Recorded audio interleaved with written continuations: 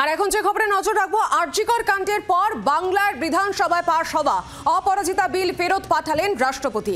অপরাধের সঙ্গে সামঞ্জস্যপূর্ণ নয় শাস্তির প্রস্তাব, ব্যাখ্যা রাষ্ট্রপতি ভবনের।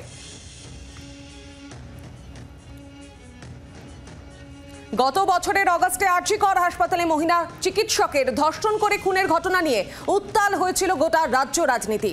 মুখ্যমন্ত্রী মমতা বন্দ্যোপাধ্যায় 28শে অগস্ট তৃণমূল ছাত্র পরিষদের প্রতিষ্ঠা দিবসের মঞ্চ থেকে ঘোষণা করেছিলেন, বিধানসভার বিশেষ অধিবেশন ডেকে ধর্ষণ করে খুনের ঘটনা রুখতে কড়া আইন আনা হবে এবং সেপ্টেম্বরের প্রথম সপ্তাহে বিশেষ অধিবেশন বসে বিধানসভায়।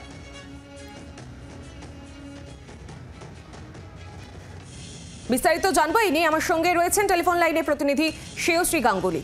শ্রেয়শ্রী, কি আপডেট রয়েছে?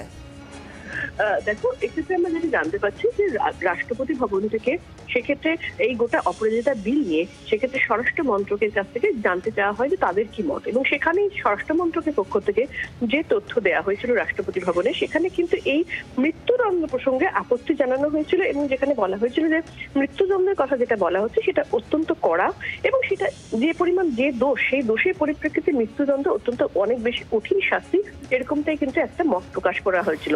এবং সেই জায়গা থেকে দাঁড়িয়ে কিন্তু কার্যত সেই মত সম্বলিত যে পত্র এবং সেটা নিয়ে কিন্তু রাষ্ট্রপতির তরফ থেকে সেই বিলটা ইতিমধ্যে রাজ্যপালের কাছে পাঠানো হয়েছে এবং রাজ্যপালও কিন্তু সেই বিলটা এই ব্যাখ্যা যে স্বরাষ্ট্রমন্ত্রকে সেই ব্যাখ্যা সম্বলিত হয়ে সেটা কিন্তু এক্ষেত্রে ডিপার্টমেন্টে পাঠানো হয়েছে।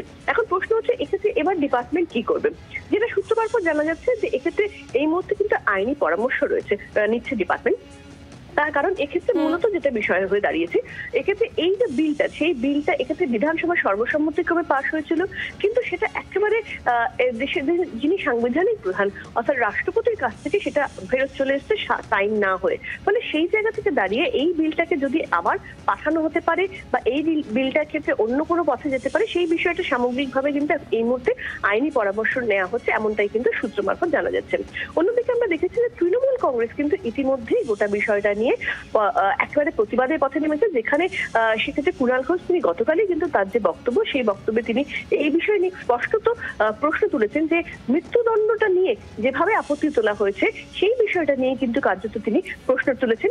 ফলে স্পষ্টত তৃণমূল কংগ্রেস কিন্তু এই বিষয়টা নিয়ে প্রতিবাদের পথে হাঁটছে, এটাও কিন্তু স্পষ্ট। ধন্যবাদ। আপনাদের শোনাবো কুণাল ঘোষ এবং অগ্নিমিত্রা পল তারা কি বলেছেন, শুনুন।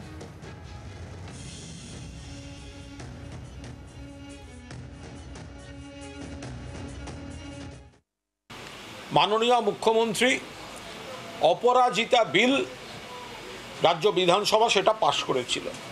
এই ধর্ষণ খুনের শাস্তি ফাঁসি। একটি সূত্রে খবর আসছে যে ওই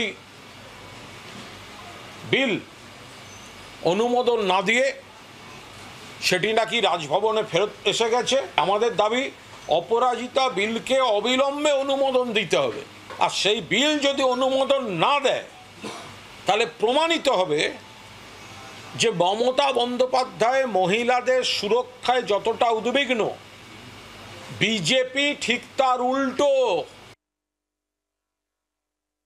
তৃণমূল মানা না মানা তাতে কিছু যায় আসে না।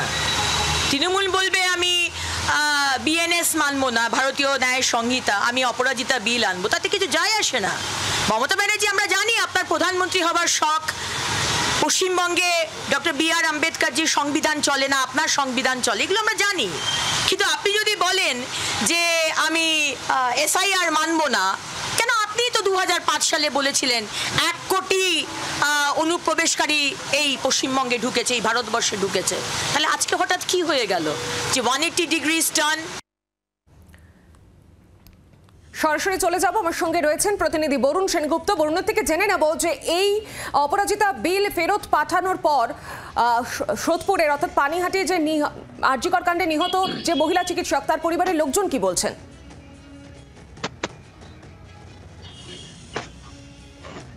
একেবারে দেখো, তার পরিবারের তরফ থেকে কিন্তু যেটা দাবি করা হচ্ছে যে মূল হচ্ছে কোন বিল বা কোন কি সেটা মুখ্য কথা নয়, মুখ্য কথা হচ্ছে যে আইন রয়েছে সেই আইনের প্রয়োগ। তারা যেটা বলছে যে আইনের প্রয়োগটা হলেই তাহলে কিন্তু এই সব বিলের কোনো যৌক্তিকতা থাকে না। মূলত তারা যেটা বলতে চাইছেন যে আইনের প্রয়োগটাই মূল কথা, এছাড়া অন্য কোনো কথা হতে পারে না। এই বিল যে আনা হয়েছে রাজ্য সরকারের তরফ থেকে, এই বিলের কতটা যৌক্তিকতা রয়েছে সেটা নিয়েও তারা কিন্তু প্রশ্ন তুলছেন। তার কারণ হিসাবে তিনি বলছেন যে 4 দিন পর্যন্ত তার যে মেয়ের যে সঙ্গে যে হয়েছে সেটা কিন্তু রাজ্য পুলিশের হাতে ছিল, সেখানেও তারা কিছু করতে পারেননি 4 দিন। তাহলে এই বিলের যৌক্তিকতা কোথায়? তারা এই বিল কিন্তু মূলত মানতেই চাইছেন না, বা তাদের বক্তব্য যে আইন রয়েছে রাজ্য সরকার বা কেন্দ্র সরকার বা বিভিন্ন আইন জায়গায়, সেই আইনগুলোকেই কিন্তু প্রয়োগ করলেই সেটা সঠিক তদন্ত করলে এবং সঠিকভাবে প্রয়োগ করলে তাহলেই কিন্তু যারা এই ধরনের নির্যাতিতার শিকার হয় বা নির্যাতনের শিকার হয় তারা সেখানে আইনটা কিন্তু পাবে। আর সেখানে কিন্তু প্রপোজিশন দেওয়াই রয়েছে একেবারেই মৃত্যুদণ্ড, কখনো যাবজ্জীবন বা আজীবন, এমনটাই কিন্তু তার পরিবারের তরফ থেকে জানানো হচ্ছে। যে বিল আনা হয়েছে, অর্থাৎ যে বিল আনা হয়েছিল, যে বিল ফেরত এসছে, সেই বিলের যৌক্তিকতা নিয়ে কিন্তু তারা প্রশ্ন তুলেছেন, এমনটা কিন্তু তার পরিবারের তরফ থেকে বারবার করে বলা হচ্ছে।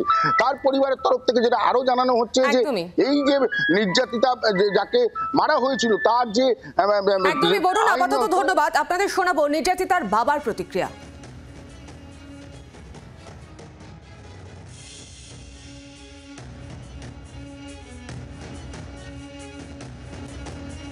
যারা এভিডেন্স ট্যাম্পারিং করবে তাদের সম্বন্ধে কোনো রকম কোনো বক্তব্য রাখা হয়নি। এই যে আইন পশ্চিমবঙ্গ সরকার আনছে 7 দিনের মধ্যে চার্জশিট দেবে। আজকে আমার মেয়ের যে ঘটনাটা, এই ঘটনাটা পশ্চিমবঙ্গ রাজ্য পুলিশের কাছে 4 দিন রাজ্য পুলিশের হেফাজতে ছিল। 4 দিন তাহলে কি করেছিল? আমার তো সবার প্রশ্ন আগে সেটাই। 4 দিনে যখন কিছুই করতে পারেনি এবং মুখ্যমন্ত্রী নিজে আমাদের বাড়িতে এসে বলেছিলেন 7 দিনের মধ্যে যদি কিছু না হয় তাহলে আমরা এটাকে সিবিআইকে হ্যান্ড ওভার করবো। তার মানে কি? তার মানে 7 দিনের মধ্যে আরও তথ্য প্রমাণ লোপাট করা চিন্তাভাবনা আমাদের মাথায় ছিল। সেটা আমরা বুঝতে পেরে আমরা সঙ্গে সঙ্গে হাইকোর্টে যাই এবং হাইকোর্ট সিবিআইকে হস্তান্তর করে। এই যে অপরাজিতা বিল, এই বিলে কোনো যৌক্তিকতা আছে বলে আমি মনে করি না। বাংলার আওয়াজ, বাঙালির আবেগ, জি 24 ঘন্টা।